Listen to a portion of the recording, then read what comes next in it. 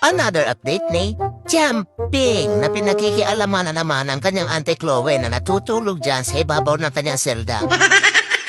Kinakalabit niya si Chloe habang natutulog dyan sa ibabaw kaya nagagalit na naman ang manigalig.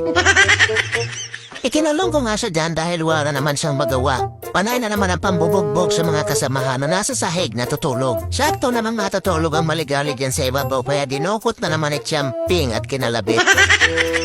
Tahimik na natutulog ang mga kasamahan ay gigisingin niya para makipagbakbakan. Walas teka talaga, Jumping. Nakaraan nga ay naiwan sila dito sa bahay pero hindi naman sila nagbubugbugan. Natutulog lang yan sila at naghihintay kung anong oras darating si Tao.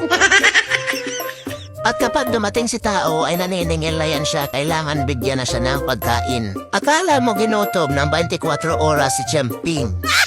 Oh, tama na Jumping at wala ng laman. Bigyan mo naman si Uncle at matalim na naman ang tingin sa'yo, Jumping. Yung tingin pa lang ng Uncle mo parang nambibigwas na.